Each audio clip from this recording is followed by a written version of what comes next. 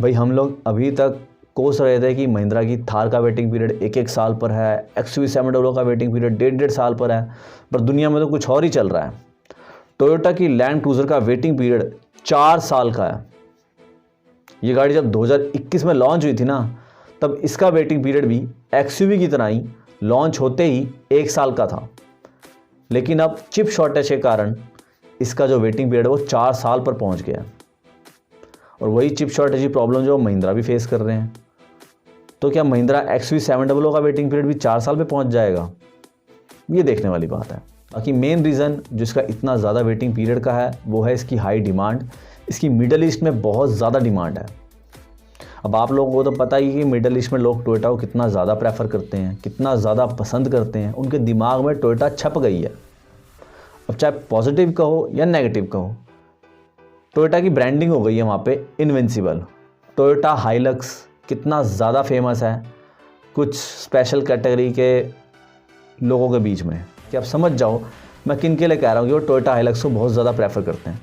तो उससे चाहे कहो पॉजिटिव कहो या नेगेटिव कहो, टोयोटा की ब्रांडिंग हो गई Toyota Toyota Toyota Toyota Toyota.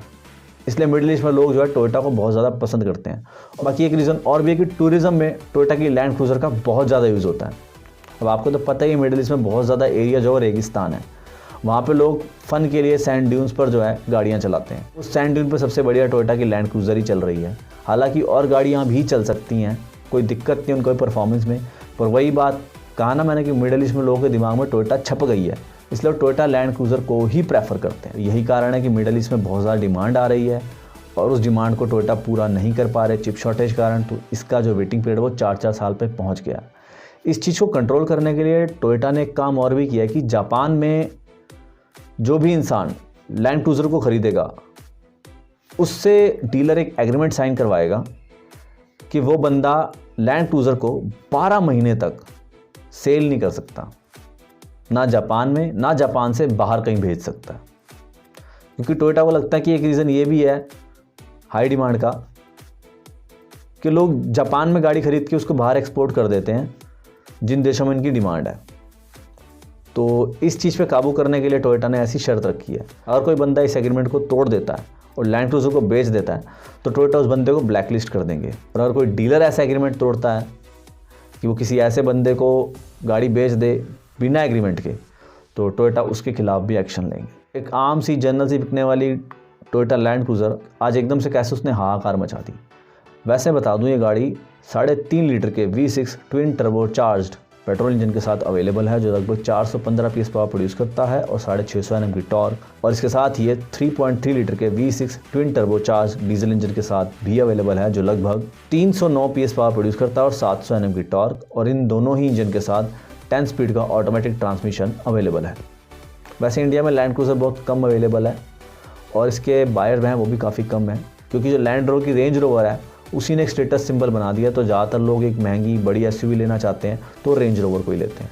बाकी रेंज रोवर से याद आया कि टाटा मोटर्स ने भूटान में भी अपनी सभी गाड़ियों को लॉन्च कर दिया है, चाहे वो टियागो हो, टिगोर हो, ऑल्ट्रस हो, नेक्सॉन हो, हैरियर हो या सफारी हो। लेकिन इन्होंने अपनी हाल ही में लॉन्च हुई पंच को वहाँ लॉन्च नहीं किया, क्योंकि ऑलरेडी पंच का जो है वेटिंग पीरियड काफ़ी ज़्यादा बढ़ गया है, लोगों की काफ़ी हाई डिमांड आ रही है तो टाटा उसको पूरा नहीं कर पा रहे। तो इसीलिए शायद इन्होंने अपनी पंच को वहाँ लॉन्च नहीं किया। बाकी लॉन्च से याद आया, स्कोडा की स्लाविया की जो प्रोडक्शन है वो चालू हो चुकी है और ये गाड़ी मार्च में लॉन्च हो सकती है। वैसे एक बात मैं और बता दूं कि जो हमारी प्यारी कंपनी थी LML, जिसके स्कूटर आते थे NV और सेलेक्ट सेकंड, जो कि बाइक्स भी बनाती थी, फ्रीडम, एनर्जी, एड्रीनो, वो अगले साल अपना पहला इलेक्ट्रिक स्कूटर इंडिया में लॉन्च कर सकते हैं।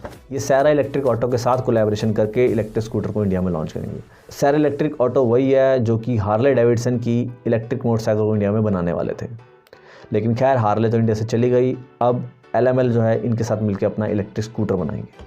वैसे LML का तो कहना है कि 2025 तक ये totally made in India electric scooter बनाना चालू कर देंगे। फ़िलहाल जो है कुछ पार्ट्स इंपोर्ट भी कर सकते हैं और कुछ ये खुद भी बना सकते हैं। तो बाकी अभी इन्फॉर्मेशन इतनी अवेलेबल नहीं है कि स्कूटर क्या है, कैसा होने वाला है, कितनी रेंज होगी, कौन सा बैटरी पैक होगा, कितने वॉट की मोटर लगी होगी, ऐसी कोई भी इन्फॉर्मेशन अभी अवेलेबल नहीं है। लेकिन LML को इतना ही कहना चाहता हूँ कि आप अपना जो स्कूटर लॉन्च करोगे ना, वो काफ़ी हद तक रेट्रो लुक का हो सके तो अपने NV पर ही बेस्ड इलेक्ट्रिक स्कूटर बनाना। मैं नहीं कहता डिट्टो एनवी जैसा ही बना दो, थोड़ा बहुत मॉडिफिकेशन करो कि वो आज की डेट का भी लगे, रेट्रो फील भी आए, लेकिन एनवी जैसा हो काफ़ी हद तक देखने में तो अच्छा लगेगा। पुराने लोग या फिर कहें जो लोग 90s में पैदा हुए थे, उनके दिलो दिमाग में एक छाप है एनवी की, तो वो दोबारा से एक रिकॉल हो सकता है। जैसे बजाज ने अपना चेतक लॉन्च किया, पर इन्होंने इसका डिज़ाइन जो है वो चेतक जैसा नहीं रखा, वो हाल फिलहाल का जो पियाजियो का वेस्पा आता है उसके जैसा कुछ कुछ रखने की कोशिश करी, जिस कारण से चेतक वो रिकॉल वैल्यू नहीं ला पाया लोगों के बीच में।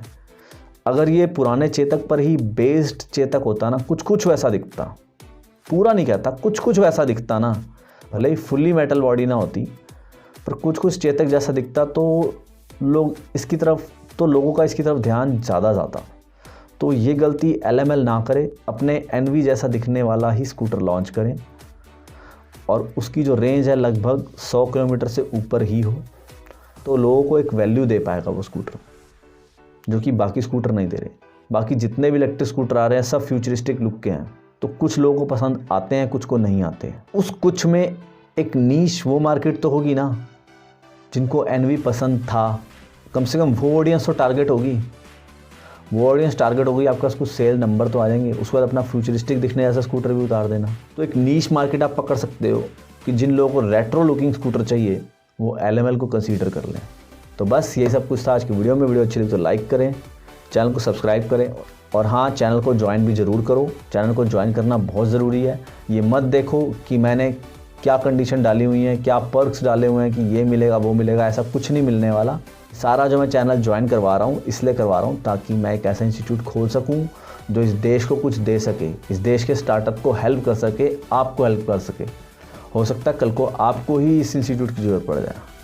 तो किसी के सपनों को मत कुचलो, तो क्या पता किसी इंसान का सपना पूरा हो जाए उस इंस्टीट्यूट से। ठीक है, तो मिलते हैं किसी अगली वीडियो में, तब तक के लिए जय हिंद, जय भारत।